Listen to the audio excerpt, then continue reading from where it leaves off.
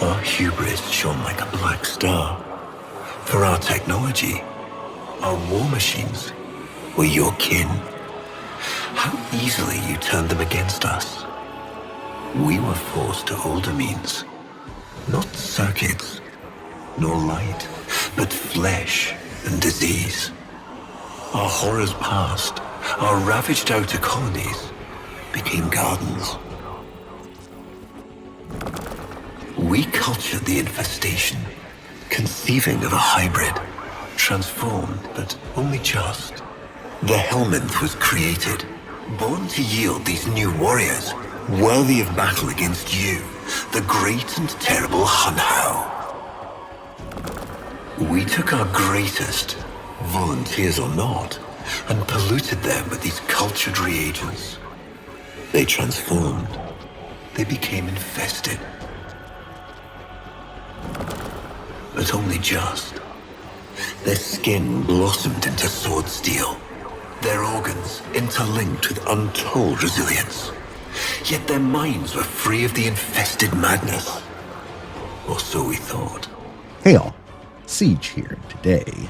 Today I wanted to revisit the concept I've discussed in the past, that the Techrot Encore may have finally put to rest.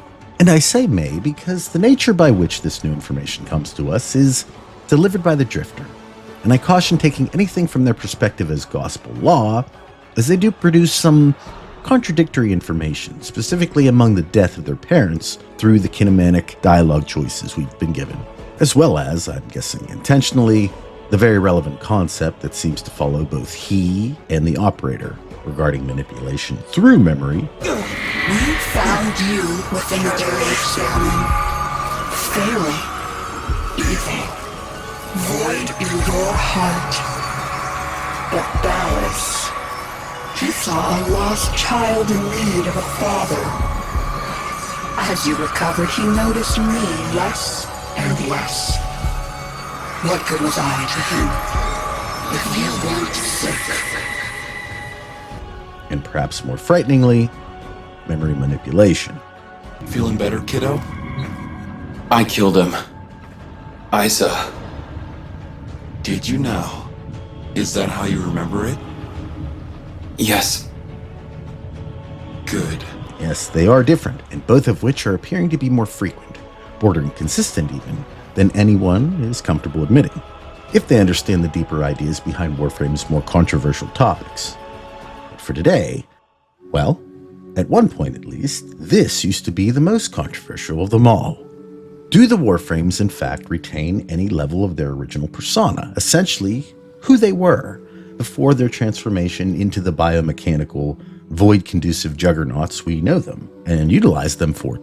A rather serendipitous or perhaps intentional connection, depending on how you view it, allowing for their already formidable strength, natural defensive and even healing capabilities granted through the Technocyte, to then also utilize the Void for a unique set of abilities that become substantially more potent when influenced by a child of the Void. The rejects from the Zariman catastrophe. And through these incidents, the brutal experimentation of the infestation on human subjects, and a chance Void jump accident, they produced the vanquishers of the enemy that had seemingly all but won the old war, the Sentients, with the Tenno-coupled Warframes rolling over their adversaries in dramatic fashion. As the years have passed, we've been offered more and more of the deeper story behind both the Warframes and the Tenno, and with each layer of secrecy removed, we inch closer and closer to an answer, but we may have finally been given a definitive idea behind the matter, or at least an aspect of it. Obviously, the greatest shock to the Warframe community, probably ever, was the reveal that our Warframes were not actually in control of our character, rather what appeared to be a teenage child, who at first was seemingly forced into the somatic link at the back of the orbiter. But that too would change, and with each passing year, the Tenno would grow to be more and more independent.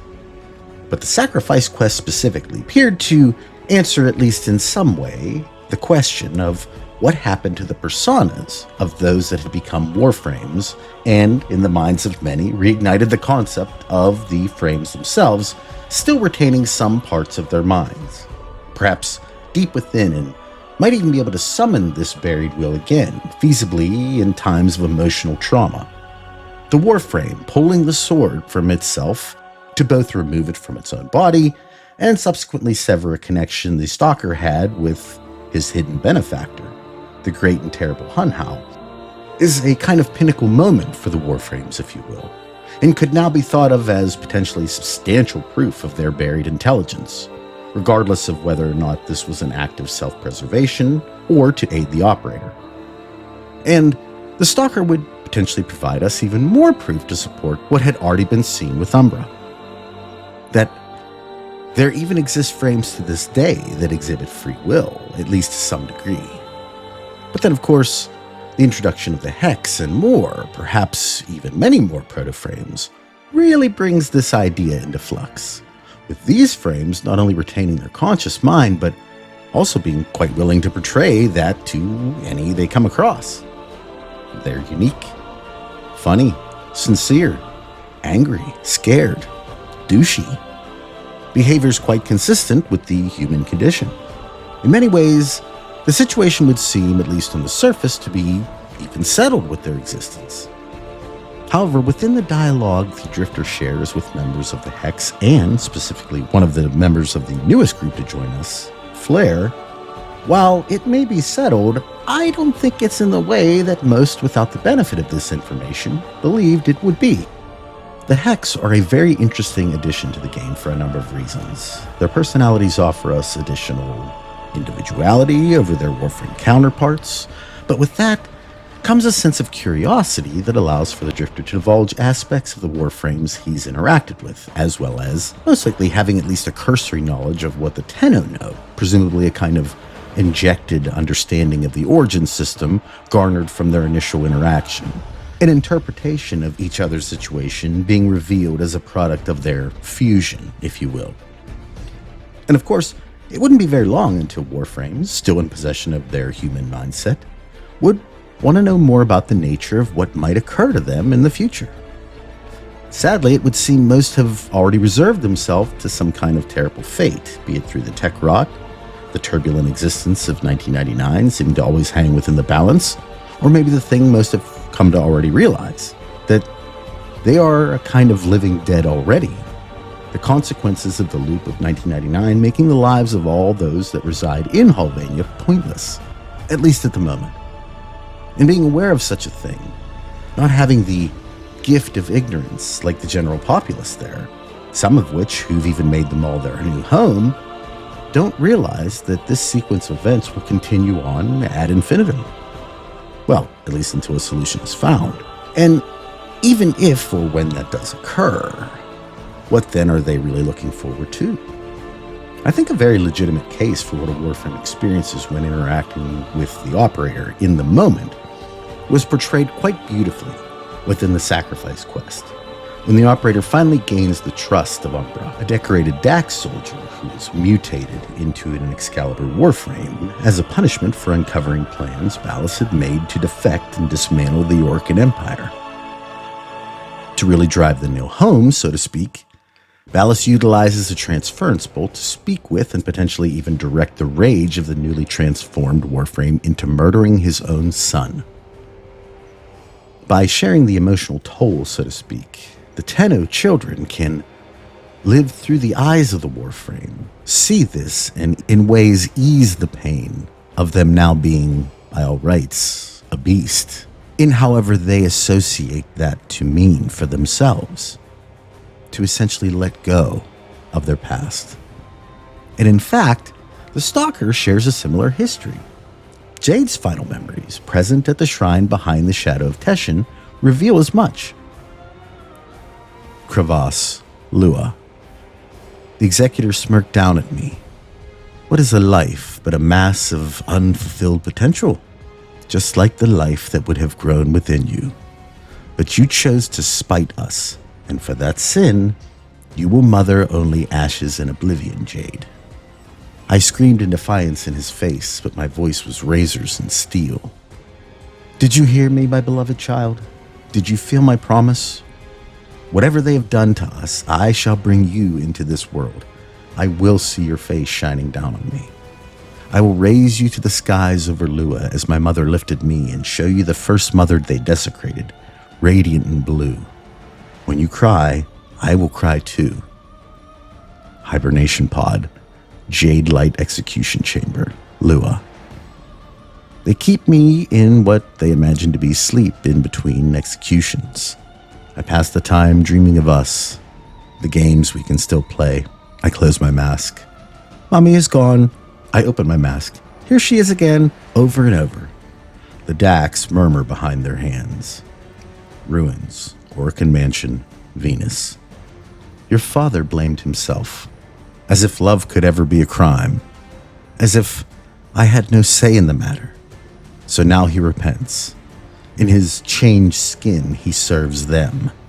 Like a devoted dog, Ballas gloats to me of how they dangle the promise of me, of us, over his head.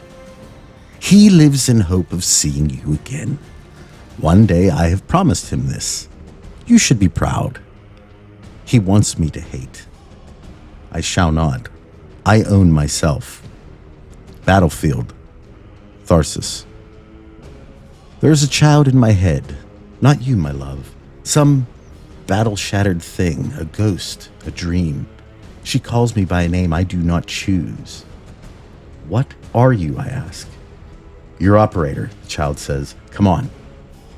What did they do to you? Let's go. We're being called up. Time to fight. My hand raises of its own volition. It is trembling. I hear the unvoiced tears in her thoughts. I can do this. I'm Tenno. I can do this. I repeat softly, firmly. What did they do to you? I feel the child curl up, fetal. She whimpers. I want my mom. With my mind, I embrace her. I sing her the old songs of Cathal Ra and the riddle verses of Lirim of Hack. I tell her the winding, meandering story of Lankety Hopkin. I'm a thing all clouds and feathers. I rock her to sleep. And so I go to war, and none suspect. I am as much the warrior as I ever was. With bow and scythe, I fight for the people I despise against a foe that deserves their victory. Because I know the reckoning will come. Wreckage, Pluto, Terminus. When the drum struck, I saw him. Changed, just as I was changed. But the metal was his. There is no other like it. My Soren, and he did not know me. I took him, I flew. Through blood and storm and insanity, I flew. Uranus, tomb, the sentient. He could not have known it, but in taunting me, Ballas gave me hope. There is plentiful strength within you, but only to keep you preserved as you are now. Your child, alas, will never grow, even if you fed it with all the strength in your body. Perhaps, if you lay lifeless for a year, the child would twitch a little. A century and its heart might begin to beat. 1,000 years? Who knows? Perhaps you might feel a kick. And so, I lie here, stubborn as the day is long, as my father used to say. I promised that you would live, little one. I will keep that promise. With your father watching over us, I will give you the gift of myself. Jade Shadows showed us the truth of the matter. That the Stalker was another Dax soldier, but punished for a forbidden love with Jade. He was then used as Ballas's pawn for an undisclosed amount of time, and interestingly enough, given a similar changed skin. One that seemed to almost completely overtake him in the end, yet for the memory of his family, and perhaps the eventual reunion he would in fact have, if only for a moment, at the quest's end. Mom and Dad keeping their promises in the end. And while their child, its abilities and awareness of self have yet to be revealed. Unfortunately, even these Warframes, Jade included, appear to only be able to function with still fairly primitive existences. A Warframe like Umbra at best can roam the halls of our orbiter, but what mind it had regarding who Umbra used to be. The family he had, friends, his wife even. seems to be mostly lost to the void, and aside from what we've seen of the Stalker, he doesn't show much more in the ways of high-level communication. This even being shown in dialogue with Hunhao. So, in that regard, the Protoframes do seem to be very different from anything we've encountered to this point. But in some new kinematic dialogue with Flare, the Temple Warframe counterpart, we get, well, what amounts to a significant amount of information that, if taken as true, reveals an answer to what's really going on and offers an explanation of the differences we see with the Protoframes and the Warframes. They are, in fact, different. According to the Drifter, at least, they come from batches of Helminth strain, each with Ballas's initial design in mind. This is why we see imagery in the Hex Quest showing all of the Protoframes belonging to certain batch types. They are humans who are injected with a particular type of Helminth, meant to trigger a change into the Warframes in the origin system, and based on Entrati's dialogue, I went among the denizens of the Plague Year like a savior, my hands filled with healing. To those who volunteered, I brought more than mere health. Their bodies were primed. It needed only the Helminth infusions brought from my own time to work the alchemy of transformation. They have become partial Warframes, still in possession of their free will, yet enhanced, void-attuned, capable. Their humanity may not last. My deliverance may yet consume them, the human swallowed up in the sacred beast. And if my wayward disciples turn on me, what words of comfort shall I have beyond? This is the bargain we have made. Through our sacrifice, history will be saved. whatever he did to alter this serum, well, even that is not guaranteed to keep them from eventually turning. However, it has, if nothing else, slowed the process substantially, allowing these new characters to be incredibly unique, for the time being at least. And I believe dialogue from Eleanor and Lizzie, Flare's infested guitar, prove without a doubt that the infestation is still trying to take them specifically.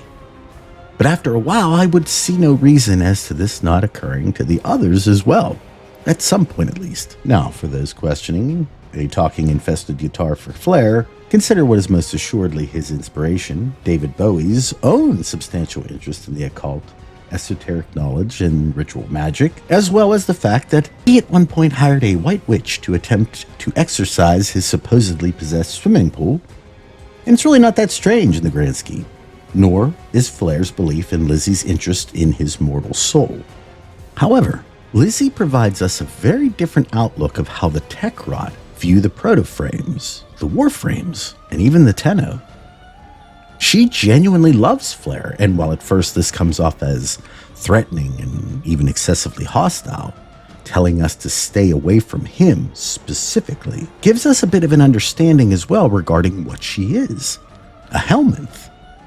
And it would seem she may be either in league with or is directly connected to our own Helminth, the infested chair intelligence maintaining our troop of Warframes, born of the same type of flesh. And more importantly, having its dialogue match up with our Helminth. Speak to us. And of course, Ballas specifically refers to the Tenno. I need to stress this love she refers to may not necessarily be the type we're used to. In fact, given how she describes her feelings, as well as making sure to caution the Drifter in mistaking love and trust as being the same thing, I can't help but see this as more obsession, or dare I say desire for the frame, and even for us, maybe even predicated upon some directive placed within it by the aforementioned Orokin mastermind. While Ballas continues to show a disdain for the Tenno, he also utilizes them multiple times to bring his plans to fruition. And maybe worse, he does seem to be quite good at having those he desires do exactly what he wants, usually in the form of a forced, even programmed method, or just by sheer manipulation and trickery in the end. So, This love she speaks of, well, I'm hesitant to call it romantic or even healthy yet. But what's important within this piece of dialogue rests the detail I believe, if nothing else, proves our Warframe at the end of the second dream did not move itself. Consider that anyone doing this quest for the first time would only have access to either base or even prime frames, both made by Ballas, either of which being created by building whichever one was used. And it puts this in the realm of what the Drifter believes to have nothing more left than simple gestures, mannerisms, the emotes it comes with. That's all that's really left within those frames, at least those ones. And with that in mind, I believe that rules out the frames we had access to use during the initial playthrough of the quest as having their own mind, even enough to pull a sword from themselves. And I think this brings that part of the mystery to rest, again, based on the accuracy of our narrator, of course. But I would wonder why this information would even be included if not to be taken as fact. Now, clearly Umbra, the Stalker, and Jade were all different because they were created in malice. They were meant to keep their memories, or at least some of them, as a torture, a bane on their existence that oddly enough becomes the only part of their old life they can keep focused on, at least in how they've been portrayed. Given his standing amongst the Dax, obviously Umbra is no longer the man he used to be. And I would say the very same of the Stalker. They are changed, one-track minded, obsessed, one with grief, the other revenge. And Entrati seemed to desire his variation of Warframes to be able to think, to reason, for however long he could preserve it. The motivation behind this is still not yet clear, which might be more concerning when you think about it. The Protoframes themselves are very dear to Albrecht. But why? And which ones? For her part, Lizzie does seem to also oppose our smiling friend.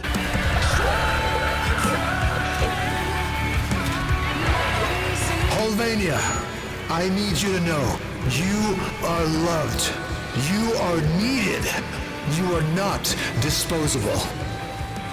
Reject the smiling one. In contrast to how the Technosite Coda speaks during TennoCon, If management gives us one more passive-aggressive smile, I'm gonna snap. as well as Entrati's other beings shown to have a clear interest in the Technosite, as well as its capabilities within the ARG presented before the Hex Quest, it seems to suggest the minds controlling the Infested and the Techrot may in fact be in conflict over the association with the Void. Kaya, the new Protoframe variation of Nova, has become deeply enamored with understanding the secrets of time travel, and according to her, based off of information we were able to supply in conjunction with what she already knew, it would seem time travel is done using a combination of Void and Technosite. This is why we needed a Warframe to get here in the beginning of our 1999 experience with Arthur. Our Void and the base Warframe created in this Hellmonth suggests to me that an infested mind can utilize the Void, like the Tenno do, to time travel and enter the physical infestation present in other timelines. This is ironically shown when creating a coda in 1999 and then having it appear in the origin system an undisclosed amount of time later.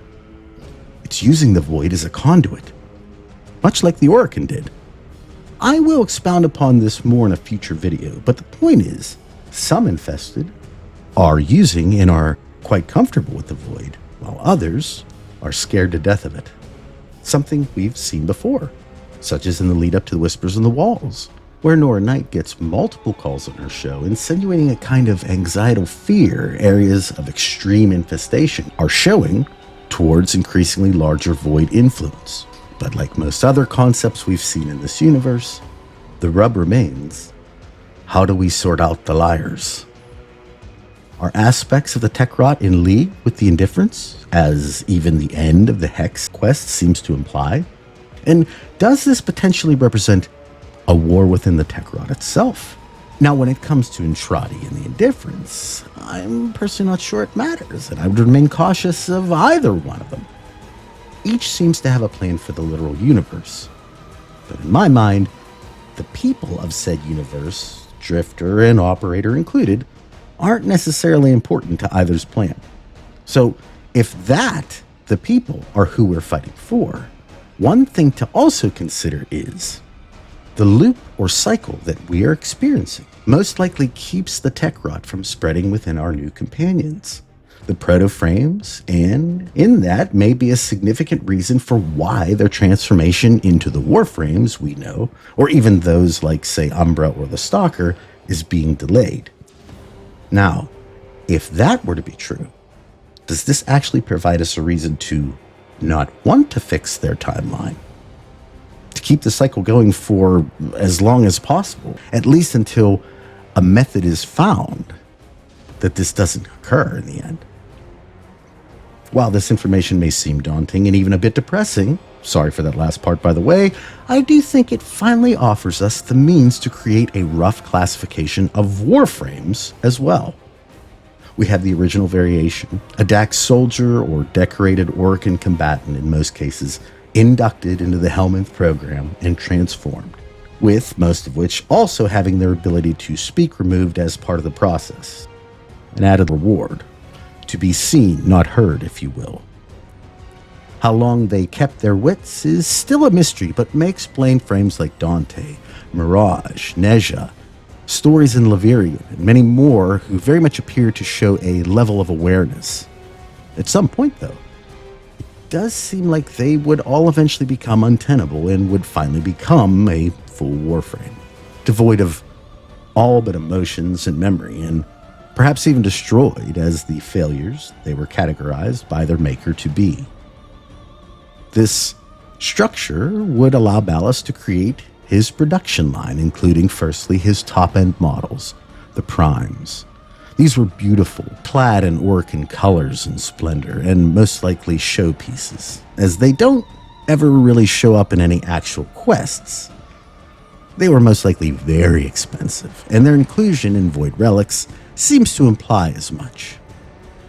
In their stead, the blueprints for base Warframes are typically found, and these were most likely the ones considered for mass production. Whether or not that actually occurred is still quite unclear at this moment at least.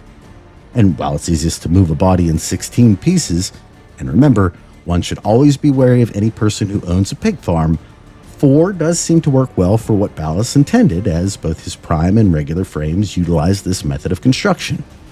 The Protoframes, well, they are merely echoes of what Ballast had originally intended, most likely sharing a good bit of DNA with said Warframe's batch counterpart, and thus allows for their augmented powers, untold resilience, and a very special connection with the Tenno, something I'm certain Entrati originally counted on as well.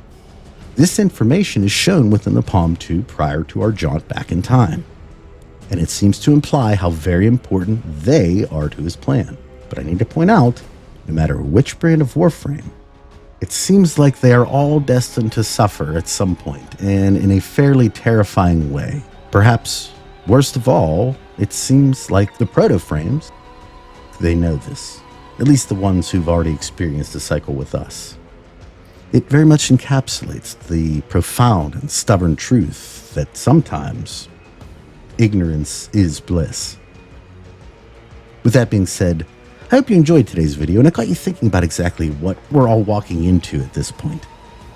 With the group growing over time, they are all looking to you to save them. But what does that even mean at this point? Do we break the loop and potentially expose them to the full effects of the Techrot? Or do we let it keep going and have them existing, but in a kind of hell in its own right? And if breaking the loop means destroying the area in its entirety, as Entrati suggests, is there even a true good ending in this place? I leave that quandary for all of you to consider as we move deeper into the story of 1999. And I'm very interested to see what you would do. If nothing else, we at least know that the frame almost certainly did not move itself in the second dream. So, that leaves the Tenno, the Helminth, who's never actually been shown to pilot its own Warframe, at least as of now, the Lotus, who, similarly, has never shown that, and one other who was not shown, but had to be there in some capacity at least, and has consistently saved the Tenno, as well as having been shown to operate the vessels within Entrati's labs on multiple occasions. I personally can't think of any other options. Can you? At any rate, I hope you all have a wonderful day today, a wonderful rest of your week, and I'll talk at you all in the next one. Take care, everybody. Bye.